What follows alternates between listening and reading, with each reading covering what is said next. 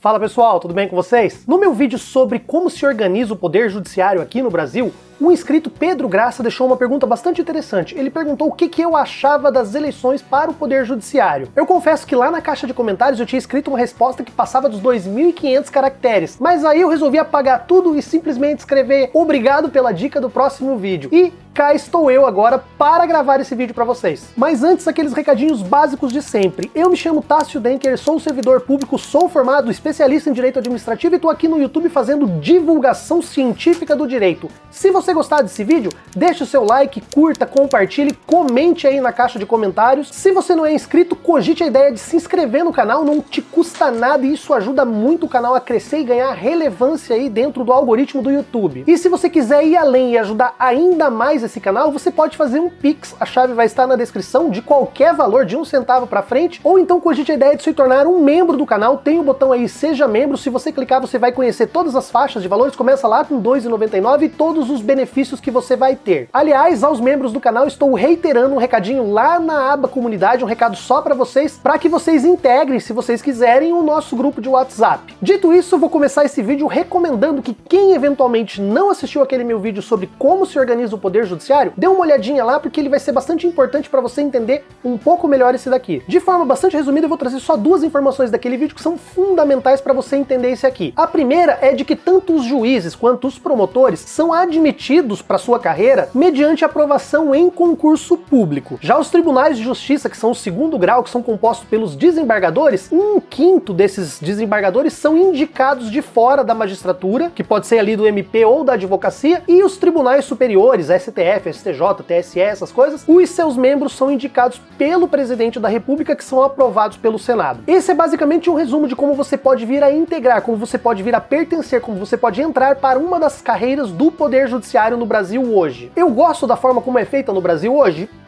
Mais ou menos, tem muita coisa que dá para melhorar, mas eu vou deixar a minha opinião pessoal para o final do vídeo. Antes eu vou trazer alguns dados e algumas informações técnicas, algumas pesquisas que eu fiz. Não se preocupem, é sem juridiquês e se por acaso tiver juridiquês eu traduzo para vocês. E quando eu terminar essa parte e for trazer a minha opinião, eu vou deixar bem claro para vocês. Existem diversas formas de ingresso dentro da magistratura, dentro da carreira do Poder Judiciário em diversos países. E eles acabam trazendo muitas vezes alguns reflexos dos próprios sistemas jurídicos que esses países adotam. Nós temos basicamente dois sistemas jurídicos. O Civil Law, que é o sistema jurídico do Brasil e predominantemente da Europa, e o Common Law, que é o sistema que nós temos, por exemplo, nos países de tradição anglo-saxã, como a Inglaterra e os Estados Unidos. Eu ainda vou gravar um vídeo específico sobre Civil Law e Common Law, eu até tenho um vídeo antigo lá que eu falo, eu explico, mas é um vídeo da época que eu ainda não sabia falar muito bem com a câmera, falava muito pausadinho e tal, então é um vídeo meio maçante, talvez, de vocês verem, embora ele seja bem completo e bem explicado. Se vocês quiserem conferir, eu vou deixar linkado lá. Se vocês quiserem esperar, eu vou acabar fazendo um vídeo novo sobre isso no futuro. Resumidamente, a gente pode falar que o direito ele é composto de normas que vão se aplicar sobre as pessoas. E no Civil Law, que é a nossa tradição,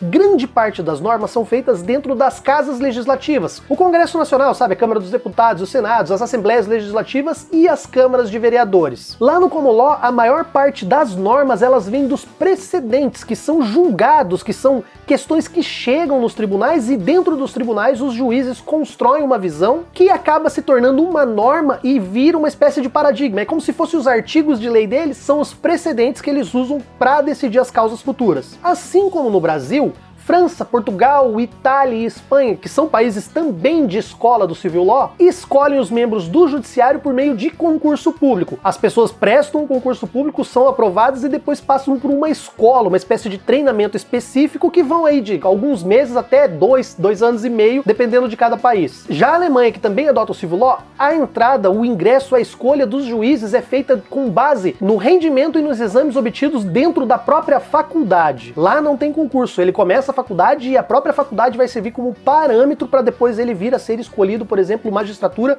se ele optar por essa carreira. Alguns países, por outro lado, os juízes são indicados pelos chefes do poder executivo. Esse é o caso, por exemplo, da Inglaterra, da Austrália e grande parte dos Estados Unidos. Finalmente, nós temos os juízes que são eleitos, que é, por exemplo, o caso da Suíça, em que os juízes são eleitos pelo parlamento em algumas situações, ou em outras, como no caso dos juízes cantonais, que seriam os juízes da comarca, os juízes de regiões menores, são eleitos pela própria população. E assim também se dá em alguns estados dos Estados Unidos. Alguns estados lá são indicados pelo chefe do Poder Executivo e em outras situações também existem eleições em que o público diretamente escolhe esses juízes. Segundo o professor de Direito Constitucional Ricardo Fiuza, não vai me confundir com outro Fiuza aí que tá passando pano pro Bolsonaro e que espalha fake news. É uma tendência nos Estados Unidos também essa mudança de escolha dos juízes. Eles estão deixando cada vez mais de eleger esses juízes para passar essa escolha para o chefe do Poder Executivo. Os juízes federais nos Estados Unidos, eles são indicados pelo presidente e submetidos a um comitê do Senado para avaliação. É mais ou menos como acontece aqui no caso dos nossos ministros das Cortes Superiores. Deputados, senadores e outros membros do partido do presidente indicam, sugerem os nomes e o presidente depois indica formalmente esse nome para essa pessoa ser sabatinada pelo Senado e ser aprovado. Só que ao contrário daqui, que são só os ministros, lá são todos os juízes federais que são prerrogativas do presidente da República indicar. Já nos estados, como eu falei, cada um tem as suas regras. E alguns desses estados fazem eleições diretas pelo povo, assim como no caso lá da Suíça. E olha só que louco, em alguns desses estados que têm eleições, os juízes precisam obrigatoriamente a ser filiados ao partido, ou o Partido dos Democratas, Partidos Republicanos, que são os mais tradicionais, né, ou mesmo algum outro partido. E eles precisam fazer campanha para se eleger. E mais, campanha também para se reelegerem. Como são cargos de prestígio, essas campanhas são caras e muitas vezes contam inclusive com o patrocínio de grandes escritórios de advocacia. É exatamente isso que Gregory Mitchell e Daniel Matter falam no seu livro American Court. Os dois são professores da Universidade de Virgínia e fazem grandes críticas ao sistema de eleição de juízes nos Estados Unidos. A mesma situação se dá lá na Suíça. A Greco, que é um grupo de países contra a corrupção do Conselho lá da Europa, criticou duramente em um relatório de 2018 a questão das eleições para a magistratura na Suíça. Segundo a Greco, a qualidade e a objetividade deveria influenciar mais, devia ter um peso maior na escolha dos juízes do que a própria filiação partidária. Em outras palavras, a capacitação técnica e as qualificações profissionais deveriam ser mais importantes do que o apoio de partidos ou de pessoas que são vinculadas à política. E mais, quando eles são eleitos juízes lá, eles precisam pagar uma taxa, uma espécie de rachadinha para o partido ao qual eles são filiados. E isso foi criado institucionalmente lá e se chama taxa de mandato. Olha, eu acho que se os Bolsonaro descobrissem isso, eles iam tentar legalizar a rachadinha no Brasil, não acha não? Há diversas pessoas que defendem a eleição, tanto de juízes, quanto de repente a eleição dentro da carreira de juízes. É o caso, por exemplo, do advogado Pedro Benito Maciel Neto. Eu vou deixar o artigo dele aqui, em que ele traz os argumentos e as críticas dele ao atual modelo. E o que eu penso sobre isso? Bem, agora eu vou deixar de lado as informações técnicas e as informações que eu levantei para trazer para vocês a minha opinião pessoal. Olha, para mim me parece de cara bastante razoável questionar a imparcialidade de juízes, especialmente quando nós estamos falando de juízes que são partidários, que foram eleitos com a ajuda de pessoas de determinado partido e que depois vão julgar essas pessoas em causas pessoais. Será que eles julgariam um companheiro de partido com o mesmo rigor com o qual eles julgariam alguém que é do partido oposto, do partido adversário? Isso tanto para a questão lá da Suíça quanto dos Estados Unidos. Agora, imagina lá nos Estados Unidos que você ainda tem o patrocínio para as campanhas que podem ser feitos por escritórios de advocacia. Você acha que o cara que depende desse dinheiro depois numa futura campanha vai julgar contra o escritório que patrocinou ele? Olha, tem coisas que se desenvolvem dentro do capitalismo aí sob a égide da liberdade que são completamente absurdos. E agora eu quero trazer até um outro ponto para vocês. Uma das funções primordiais do direito, especialmente o direito constitucional, é servir de escudo, é servir de proteção contra o autoritarismo do Estado. E de fato, se você for um homem cis, branco, rico, hétero, o Estado vai te tratar como ele deveria tratar a maioria das pessoas.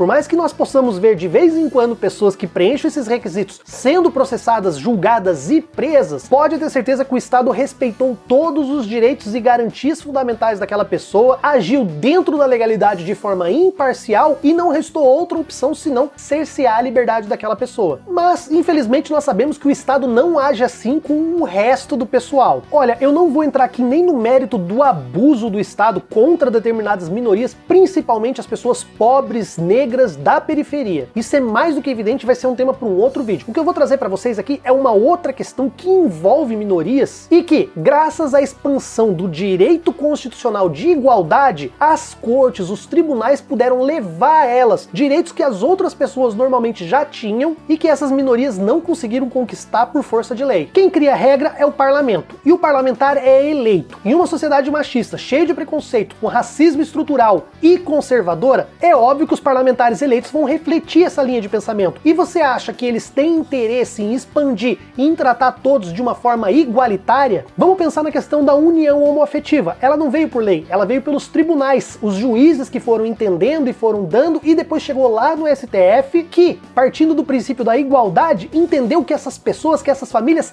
também merecem a proteção do Estado dentro da união, dentro do matrimônio. Isso não veio pelo Congresso Nacional e não viria. Pelo contrário, eles até estão fazendo em algo que se chama backlash, que é um vídeo que eu tenho explicando sobre isso, que é uma manobra do Congresso para tentar revidar determinadas decisões das cortes superiores. Eles estão querendo, sabe, até criar estatuto da família, com um claro objetivo de excluir dali, por exemplo, as pessoas que vivem numa relação homoafetiva. Agora, se nem o Congresso fez e está tentando até desfazer, você acha que os juízes, se fossem eleitos por essa mesma sociedade machista, conservadora, preconceituosa e racista, iria tomar essa decisão? Já imaginou juízes sendo eleito aí com campanhas financiadas por igrejas evangélicas?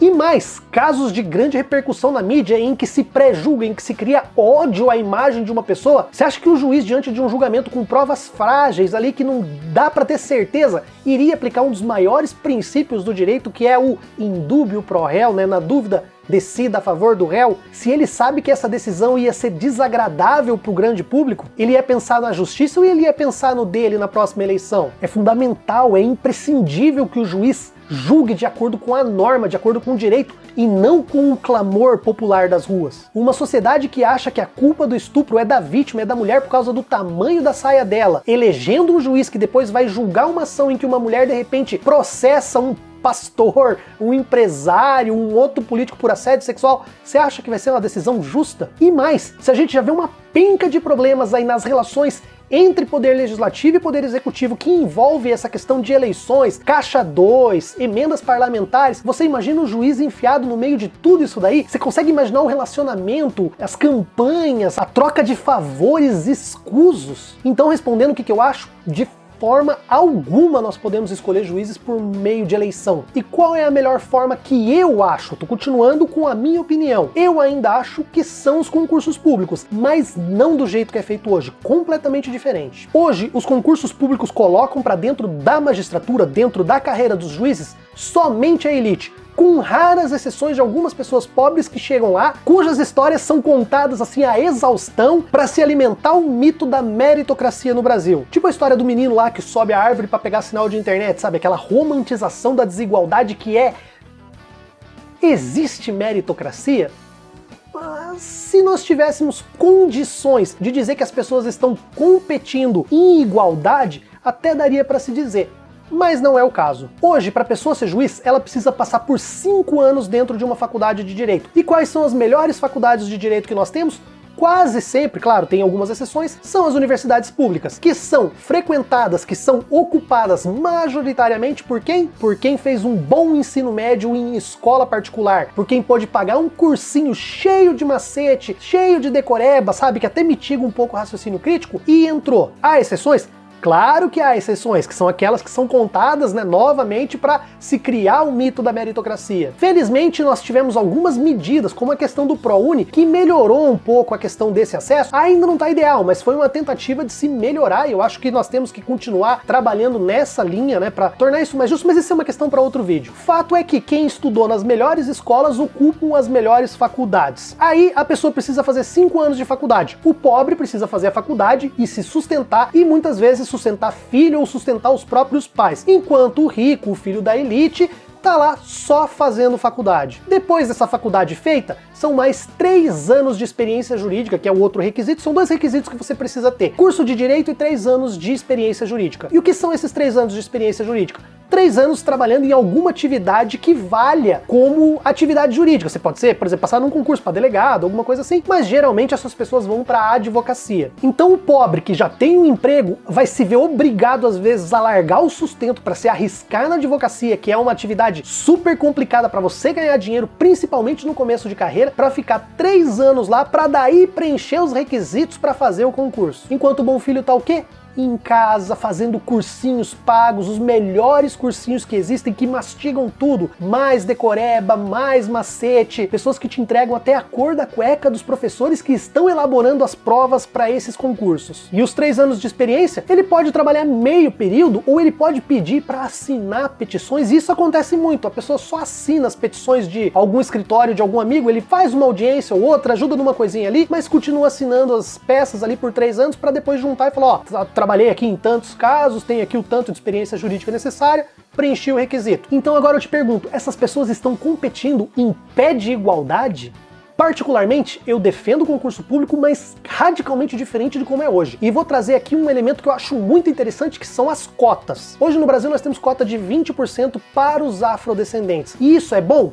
Não, isso é péssimo, sabe por quê? Porque se não houverem distorções nos dados do IBGE, que um pouquinho mais de 55% da população brasileira se identifica como pardo ou negro. Então eu digo de cara que pelo menos 55% dessas vagas já deveriam ser reservadas aos afrodescendentes. Porque como muito bem nos ensina o Dr. Silvio Almeida, o racismo é estrutural, ele está entranhado dentro dos órgãos, dentro dos poderes brasileiros, e a cota e a presença do negro lá é uma das melhores maneiras de você combater esse racismo. E isso tem a ver com racismo? Tem, mas não é só isso. Isso é de prover, de você levar para um dos poderes pessoas que reflitam a realidade daquele estado, a realidade da nossa nação. Então eu vou além dos 55%, pode colocar cota aí também social, cota pro pobre, cota para quem estudou no colégio público primeiro e segundo grau, até o terceiro no caso, ou que fez o ensino fundamental, ensino médio em escola pública e que fez uma faculdade particular com bolsa, com financiamento. Pode colocar ali também cota para deficiente físico, até tem algumas cotas para deficiente físico, só que eu não sei se elas refletem de uma maneira muito adequada à realidade das pessoas que possuem necessidades especiais. Cota também para índio, porque se você pesquisar a quantidade de indígenas ocupando cargos dentro do poder judiciário, é praticamente nulo. E eles são os legítimos brasileiros, os legítimos donos dessa terra. Então, eu defendo eleições para o judiciário?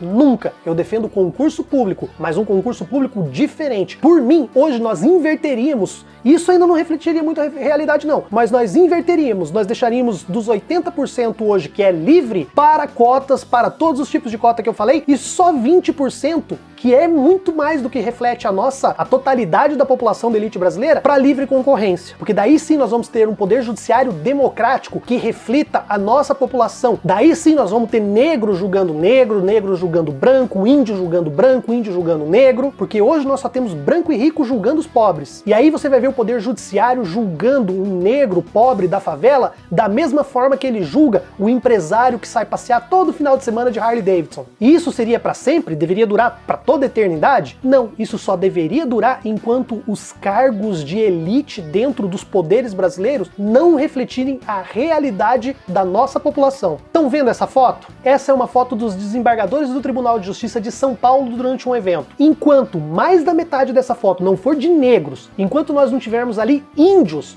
e os brancos que restarem, em sua maioria, não forem advindos das classes média e baixa, essas cotas e essas medidas continuariam sendo necessárias. Então, pessoal, essa é a minha opinião, é isso que eu penso sobre essa questão. Você não precisa concordar comigo, você é muito bem-vindo para discordar, para deixar sua opinião, para falar o que você pensa aqui. Se você gostou desse vídeo e ainda não deu like, aperta aí no botãozinho. Se você não é inscrito, se inscreve aí. Eu vou ficando por aqui e nós nos vemos no próximo vídeo. Um abraço a todos!